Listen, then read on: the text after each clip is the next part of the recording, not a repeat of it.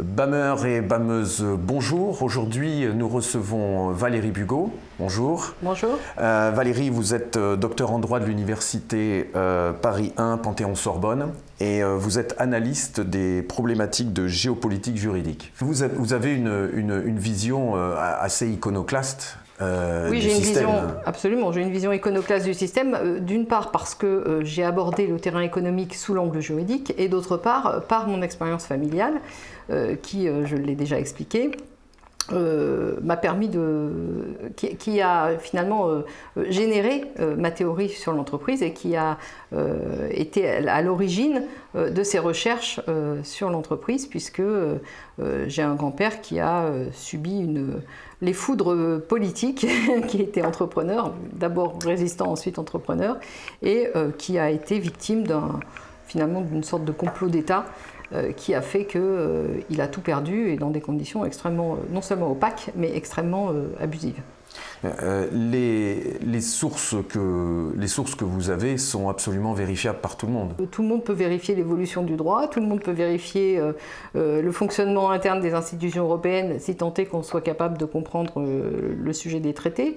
Je précise quand même que tout est fait pour que les gens qui ne sont pas dans le milieu ne comprennent pas. Donc je me suis dit que je pouvais, avec un œil un peu aiguisé, aider finalement les gens à comprendre comment les choses tournaient. Et qu'en réalité, tout était fondamentalement organisé autour de la déresponsabilité et de l'anonymat des décideurs réels, aussi bien pour ce qui est finalement du système économique que du système politique. Alors, justement, parlons de ces décideurs réels, parce que souvent, quand nous pointons il, ou qu'on parle de la caste ou du système, en fait, vous dites peut-être pas nommément qui c'est, mais en tout cas, vous pouvez dire qui tire les ficelles. J'ai parlé des banquiers commerçants depuis le début, je n'ai jamais parlé de caste. Je crois que c'est Éric Ferragueux qui parle de caste. Maintenant, moi, c'est pas mon sujet. Moi, c'est les banquiers commerçants, ce que j'ai appelé les banquiers commerçants. En réalité, il faut comprendre qu'à partir du moment où le système des banques centrales s'est mis en place, et ça commence peut-être en Hollande, mais surtout la première réelle banque centrale, c'est la Banque centrale d'Angleterre. Qui était privée au départ. Toutes les banques centrales ont été imaginées, ce système a été imaginé par des banquiers privés. Donc ce sont les banquiers privés qui sont à l'initiative de la création des banques centrales et du système de banque centrale. Ensuite, certaines ont pris la coquille publique, mais une coquille publique dans le cadre d'un État qui est dirigé par les forces économiques. Donc en réalité, on ne parle pas de politique, on parle d'économie derrière. Et c'est toute l'imposture justement de nous faire croire que nous sommes dans des régimes politiques, alors que nous sommes dirigés profondément par les forces économiques qui restent anonymes et donc irresponsables. Ce que vous êtes en train de dire, c'est que en fait, ce contre quoi nous pestons, les Klaus Schwab, les Bill Gates et compagnie, en fait, ça, ce sont que des porte-voix des vrais décideurs qui sont derrière et qui sont anonymes. C'est la partie émergés de l'iceberg. Ils ont un rôle à jouer, mais ils ont un rôle, je dirais, de façade.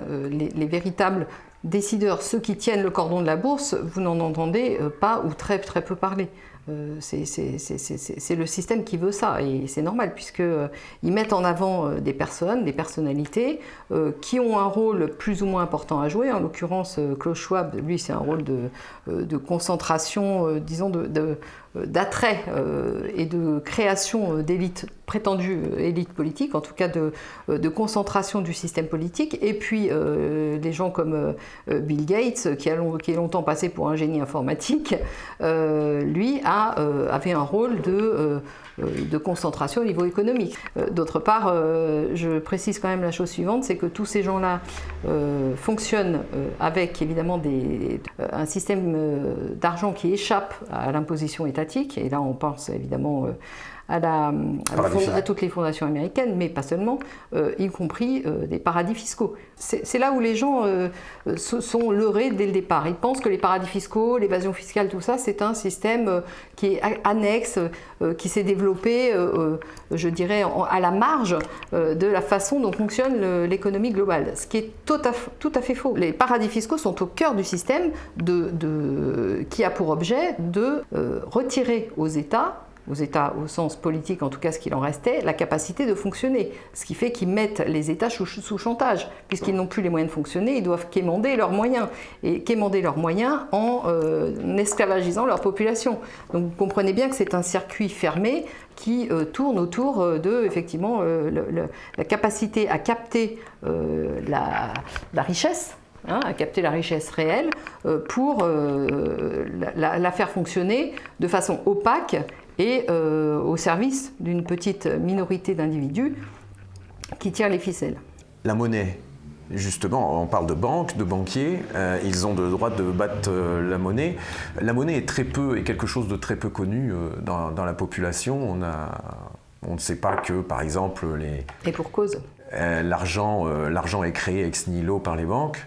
Est-ce que la monnaie, c'est un moyen central de ce système de parvenir à ses fins? La monnaie a été le moyen que les gens qui la contrôlaient ont utilisé pour prendre le pouvoir politique. Et ça, il faut bien le comprendre. Mais prendre le pouvoir politique, ça veut aussi dire prendre le pouvoir juridique. Ça veut dire donc prendre le pouvoir sur l'organisation économique et sociale des populations. Le système des institutions est intimement lié à ce contrôle monétaire. Les banques centrales, on les a justifiées en disant il faut les rendre indépendantes des États parce que les États ne sont pas sérieux, ils font de la planche à billets, etc. etc. Mais ça c'est une imposture. Qui contrôlait la capacité à générer de l'argent dans les anciens États? C'était justement les banquiers. Donc, et aujourd'hui, qui a créé ce quantitative easing et toute cette créativité bancaire et financière?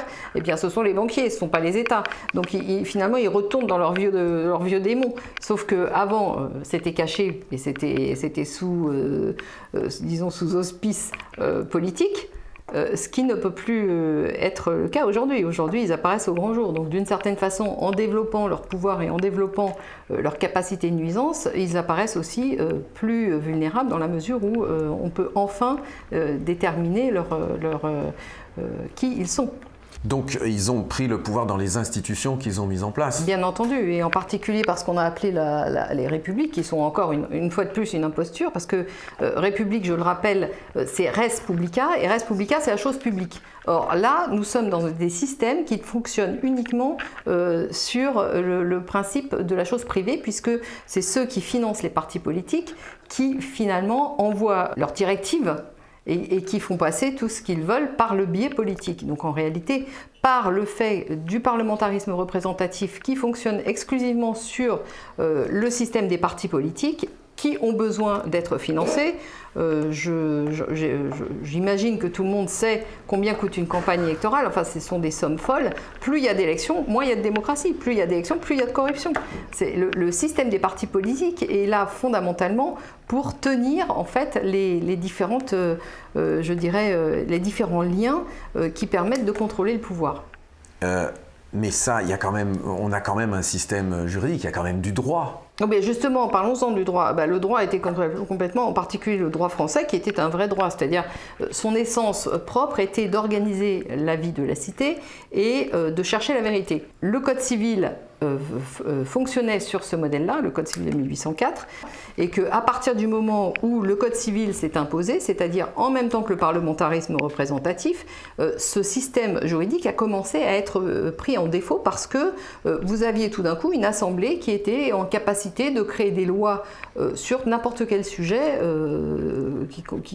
qui n'avait pas de compétences juridiques particulières. Nous avions un droit commun qui était le droit civil et qui est devenu au fur et à mesure du temps subjugué par tout un tas de droits d'exception. Donc le droit commun n'existe plus en réalité. Et ça, c'est exactement le modèle du droit anglo-saxon où finalement c'est pas du droit mais c'est de la réglementation qui est tenue par les puissances dominantes. Et on en revient toujours à la problématique de départ. Les puissances dominantes sont les puissances économiques tenues par les puissances financières. Pendant la pandémie, il y a eu quand même pas mal de recours au Conseil constitutionnel, au Conseil d'État. Est-ce que vous pensez que c'est vain, ça ne sert à rien, puisque de toute façon, on est coincé? Bon, la réponse est dans votre question, en fait. Effectivement, il y a eu tout un tas de recours. Je ne pense pas que ces recours aient été inutiles, mais pour des raisons, finalement publiques, pour des raisons médiatisation, médiatiques. oui. Voilà. Au contraire, c'était très utile de les faire pour faire comprendre aux gens que tout ça c'était du flan et qu'en réalité les décisions se prenaient dans les couloirs entre amis. Donc maintenant je pense que cette réalité-là, qui n'apparaissait pas clairement, qui était loin d'être évidente pour la majorité des gens, devient de plus en plus claire. Donc ces recours étaient au contraire très très utiles, il fallait absolument les faire. Maintenant il y a une différence entre la nécessité publique, politique de faire le recours et sa pertinence, enfin, et le fait que juridiquement ils peuvent aboutir à des choses positives. Pour la bonne raison que le Conseil constitutionnel est un organe politique, par essence, par construction, que le Conseil d'État et le droit public n'ont été créés que pour défendre le pouvoir exécutif. Donc à partir du moment où ils sont chargés de défendre le pouvoir exécutif, comment voulez-vous, quel que soit le pouvoir exécutif du reste, comment voulez-vous qu'ils s'inscrivent en faux contre ce pouvoir? C'est pas dans sa fonction. Est-ce qu'on peut dire que les masques tombent? C'est-à-dire qu'en fait, avant, on avait peut-être un semblant de vivre en démocratie, et là, aujourd'hui, avec tout ce qui est arrivé...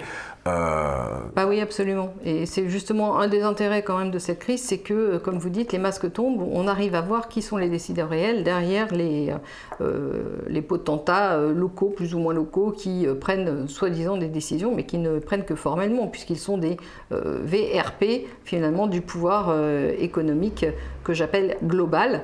Et je répète que derrière le pouvoir économique global, absolument, derrière le pouvoir économique global, il y a le système des multinationales, du libre-échange, et il y a le système derrière de la capacité à contrôler, à émettre, contrôler et gérer les monnaies. Comment est-ce que tous les gens qui nous regardent peuvent prendre conscience que c'est réellement ça? C'est ça l'envers du décor, et que le décor d'ailleurs n'existe même plus, vous venez de le dire. Donc comment est-ce qu'on peut comprendre ça? La question qu'il faut se poser, la seule question qu'il faut se poser, c'est comment des entreprises ont-elles pu devenir plus puissantes que des États? Ça, c'est la vraie question à se poser. Parce que si ce système a été rendu possible, c'est que les États n'ont pas pris les mesures pour contrôler ce système. Et donc accepté, ils ont été les moyens de mise en œuvre de cette domination économique.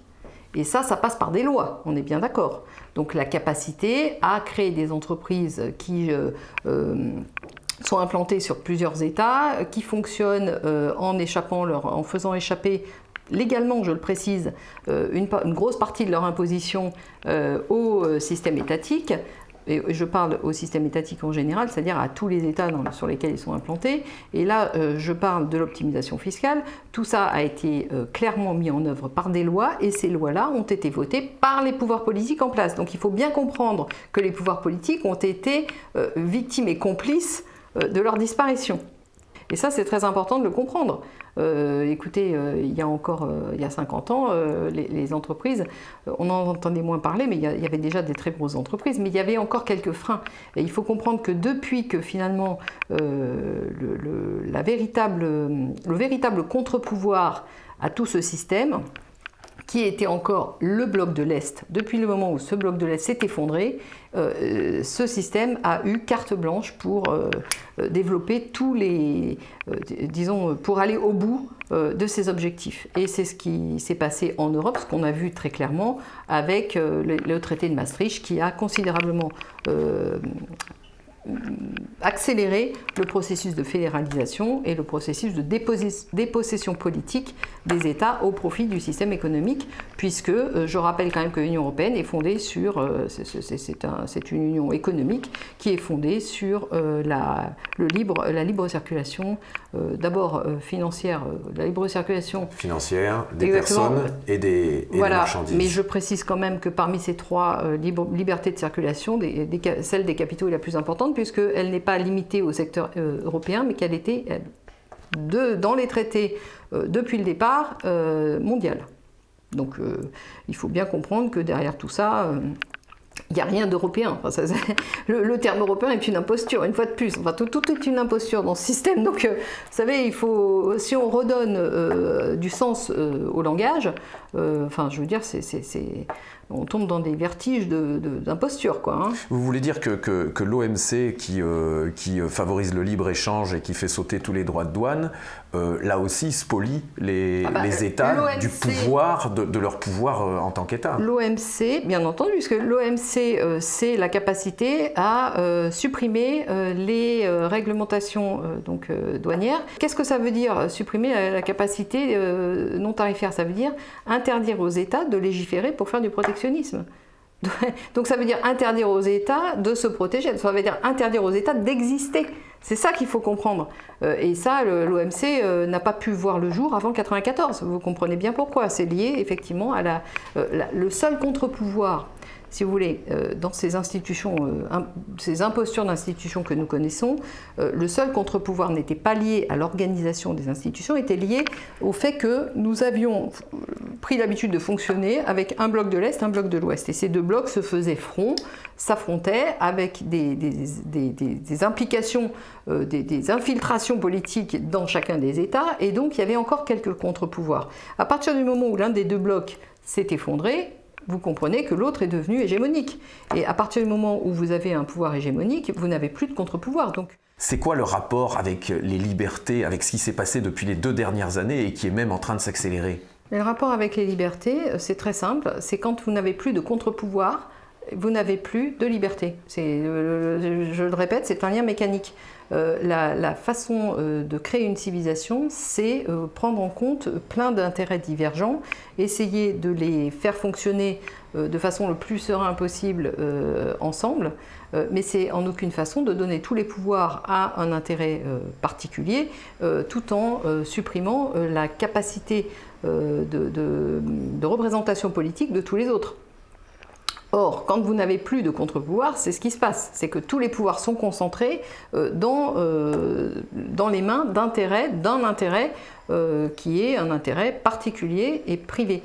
Donc, si vous voulez, on ne parle plus de politique et on ne parle même plus de civilisation. Quand vous suivez un peu les développements de tout ce système économique, qui a pris notamment, qui a pris évidemment plein de formes différentes, mais que on peut globalement appeler la Chambre de commerce internationale, enfin c'est grossier, hein, mais en quelque sorte c'est un peu ça, on se rend compte que ces gens-là n'ont cessé de promouvoir l'eugénisme, de promouvoir la réduction de la population, qu'ils s'en sont ouvertement... ils ont commencé à développer ces sujets ouvertement suite au Club de Rome, avec le rapport Meadows de 72. Donc en réalité, ces gens-là, finalement, ne se cachent pas. Ils ont une volonté de dépopulation parce que, une fois que vous avez tous les pouvoirs, qu'est-ce qui reste comme pouvoir à acquérir? C'est celui sur la vie et c'est celui sur le contrôle total des individus. Donc en fait, leur objectif, c'est celui-là.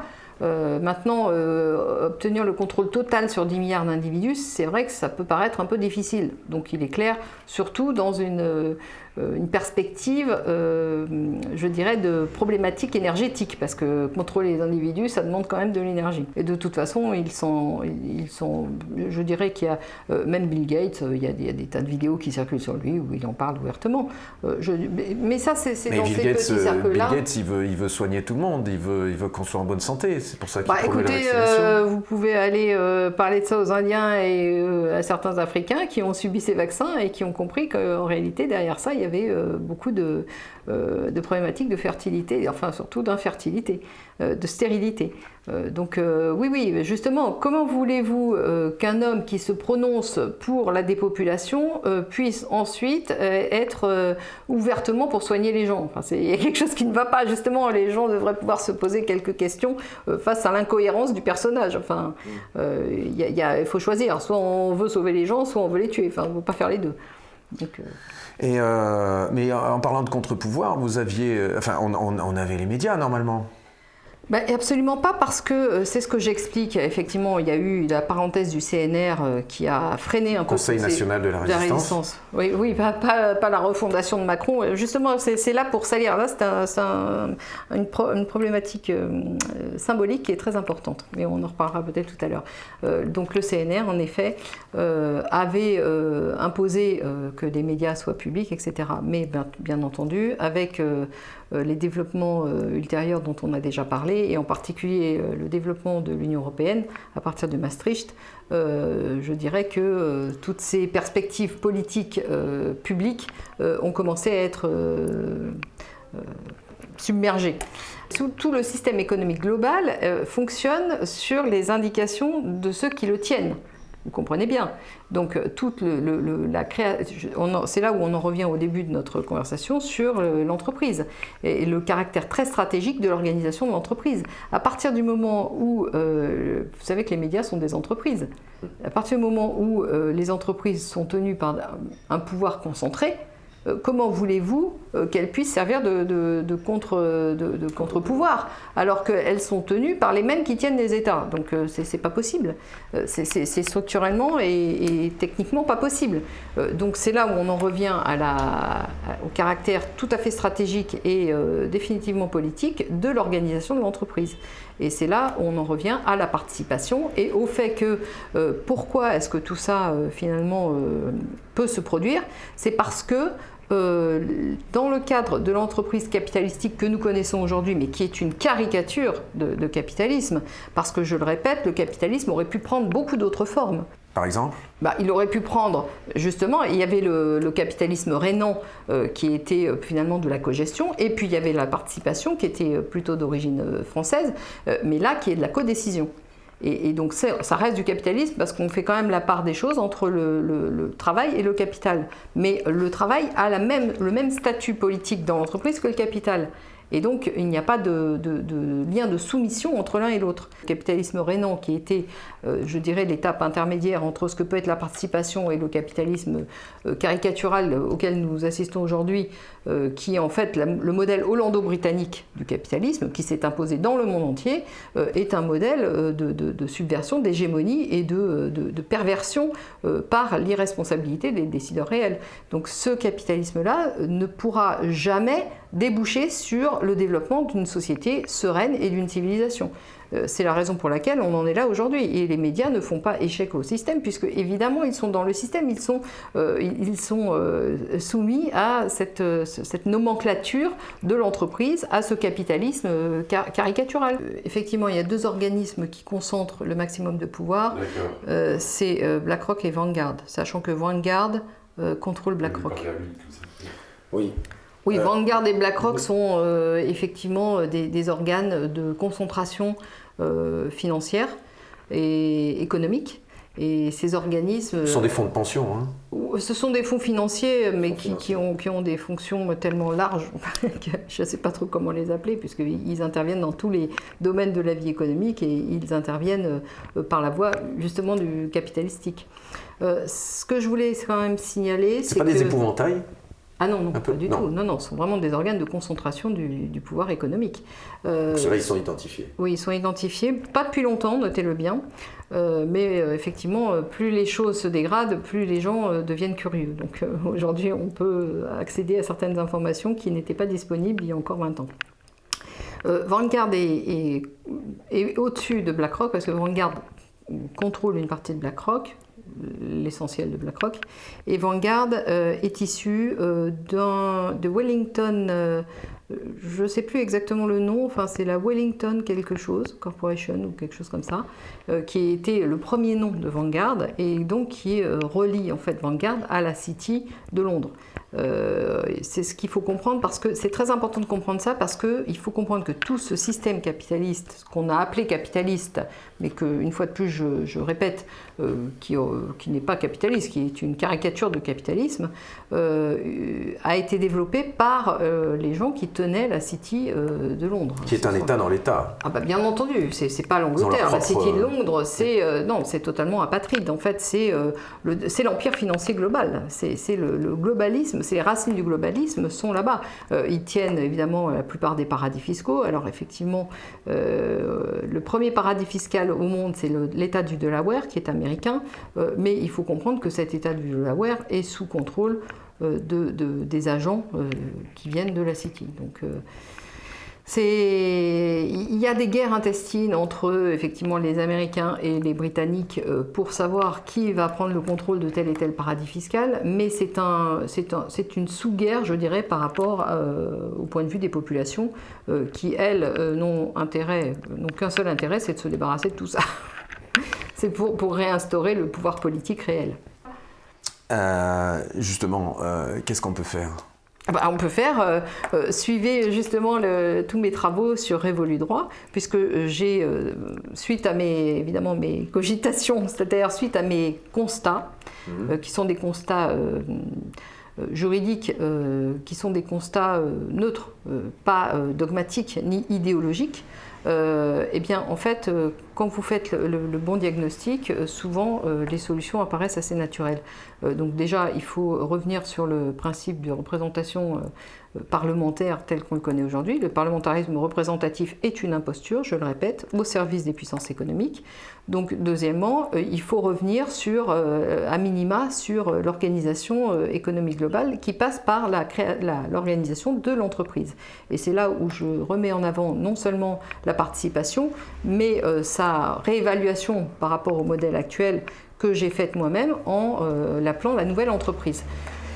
Donc en réalité, c'est un modèle économique dans lequel le travail et le capital ont exactement les mêmes fonctions, ont exactement les mêmes missions, ont exactement le même statut juridique et le même statut politique. Et là, nous repartirons sur des bases beaucoup plus saines. Donc il faut commencer par l'entreprise, par réformer les entreprises. Mais en tout cas, c'est comme ça que moi j'ai commencé mes travaux. Dans le paysage juridique actuel. C'est pas possible dans la mesure où aujourd'hui, ceux qui tiennent les pouvoirs économiques globaux ne vous laisseront jamais faire. Mais bien entendu, vous avez bien compris qu'ils n'ont pas laissé faire ça aux sorties de la Seconde Guerre mondiale, alors qu'ils n'étaient pas en position de force, et ils n'ont pas réussi ils n'ont pas non plus autorisé De Gaulle à le faire à la fin des années 60. Donc bien entendu qu'ils ne vont pas vous laisser faire. Mais il faut que les gens prennent conscience que ça, c'est le point stratégique qui fait que nous sommes passés d'une civilisation à une non-civilisation. C'est un système qui est tout à fait, comment dirais-je, hégémonique, qui est un système de déresponsabilité, qui est un système d'anonymat et qui est un système qui ne permettra jamais à aucune voix dissidente de s'élever. Mais comment est-ce qu'on peut changer ce système ? Comment est-ce qu'on peut changer ce système ? Par où commencer ? Par où commencer ? Il faut commencer par la réforme des institutions, parce que sinon on ne pourra pas mettre en place la réforme juridique. Mais par les personnes, par les citoyens ou écoutez, via les députés ? C'est ce que je propose dans Révolu Droit. Je propose de se réorganiser, non pas en fonction du parlementarisme représentatif, mais en fonction de ce que j'appelle les groupements d'intérêt. L'idée, c'est de réinstaurer des États dignes de ce nom, et ça passe par le réinvestissement des gens dans leur vie quotidienne, mais également dans leur vie publique. Donc la vie privée, finalement, s'étend sur la vie publique. Finalement. Mais ça veut dire que les personnes, les citoyens doivent s'intéresser un petit peu plus et arrêter de déléguer leur souveraineté à Mais ça veut dire qu'ils doivent prendre l'habitude de travailler ensemble et de façon pertinente, c'est-à-dire de travailler ensemble et de savoir ce qui est bon pour eux, ce qui n'est pas bon pour eux, ce qui suppose en arrière-plan qu'ils soient en capacité de savoir ce qui est bon pour eux, ce qui n'est pas bon pour eux. Et là, il y a tout un travail quand même, je dirais, de désendoctrinement et de reprise de contrôle de soi-même pour éviter de se faire laver le cerveau par des médias qui vous diront ce qui est bien pour vous, c'est ceci, c'est cela. Et vous pensez que ça a trait à l'éducation, ça aussi, qu'il faut reprendre en main l'éducation ? L'éducation, elle est organisée par le pouvoir politique qui lui-même est aux mains du pouvoir économique. Donc vous vous rendez bien compte qu'on ne peut pas sortir de ça. L'éducation, c'est une chose, mais l'instruction en est une autre. Et en effet, nous sommes passés de l'instruction à l'éducation. C'est justement une hérésie totale. D'après moi, il y a une formation initiale fondamentale de base que tout le monde doit avoir et qui s'appelle l'instruction et qui permet le développement justement de l'esprit critique, ce que ne peut pas faire nos États puisqu'ils sont totalement sous domination, et de notre côté, une formation à la vie publique, à la vie collective, c'est-à-dire que à votre métier ou à ce que vous voulez représenter dans votre quotidien, dans votre vie quotidienne.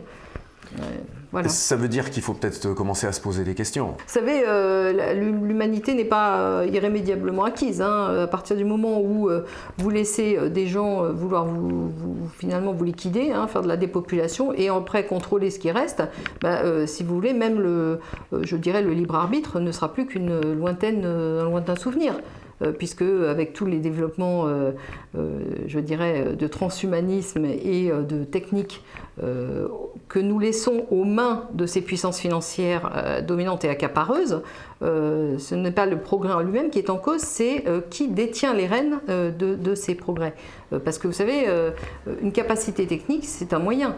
Soit vous l'utilisez pour le bien, soit vous l'utilisez pour le mal. À partir du moment où vous le laissez dans des mains qui sont concentrées et qui veulent votre suppression et la suppression de votre indépendance, comment voulez-vous vous en sortir? Enfin, je veux dire, il faut juste redevenir un peu logique.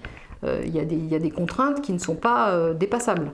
À partir du moment où tout est concentré dans ces mains de type mafieux, parce qu'il faut comprendre quand même que ces gens-là fonctionnent selon un système mafieux, eh bien, il n'y a pas de solution pour les populations pour survivre. C'est aussi simple que ça. Donc, il faut dès aujourd'hui se poser des questions. Et puis agir en se regroupant, oui, agir. J'invite tout le monde à aller voir revoludroit.fr, qui est le site que j'ai développé avec quelques personnes autour de moi qui me soutiennent et qui propose justement une réorganisation de la société sous un modèle qui, à mon avis, ne peut pas être contourné. C'est-à-dire que c'est ça où il n'y a pas d'autre solution. Les origines de nos problématiques que nous constatons, que tout le monde constate aujourd'hui, sont très très anciennes. Et on ne pourra pas changer les choses sans revenir sur ces origines-là. C'est vraiment une illusion de croire que sans revenir sur l'origine de tout ça, on pourra changer quoi que ce soit. Donc il faut déjà s'instruire. Il faut s'instruire, absolument. Alors on peut s'instruire en lisant vos livres, vous en avez écrit quelques-uns. Donc je vais, d'abord les raisons cachées du désordre mondial, vous avez 2 tomes de ça. Tome 2, voilà ça, c'est le tome 2. Le tome 1 est rouge. Ok. Et par exemple aussi le nouvel esprit des lois et de la monnaie. Donc du nouvel esprit des lois et de la monnaie. C'était mon premier livre. Ensuite j'ai eu La nouvelle entreprise, donc qui est une version grand public de mes travaux de thèse. Ouais. Et la troisième c'est Les raisons cachées du désordre mondial, tome 1. Et ensuite j'ai écrit un petit livre qui est une sorte de synthèse géopolitique, en fait, avec des clés plus géopolitiques et moins techniques du fonctionnement global, et qui s'appelle Demain dès l'aube, le renouveau. Demain dès l'aube, le renouveau. Voilà. Je dois dire qu'avec ces livres qui sont effectivement assez accessibles, en tout cas les raisons cachées du désordre mondial sont un recueil d'articles différents, de conférences, de blogs, et c'est assez facile à lire, on comprend beaucoup de choses. Et surtout vous donner des clés pour comprendre ce qui nous arrive et vers quoi on va, et surtout il y a beaucoup de solutions sur ce qu'on pourrait faire. Je vous remercie beaucoup Valérie Bugeaud d'avoir accepté cet entretien avec BAM. Merci de nous avoir suivis et j'espère que cet entretien vous a éclairé et vous donne envie d'en savoir plus. Merci chers BAMeurs et BAMeuses, et à la prochaine fois.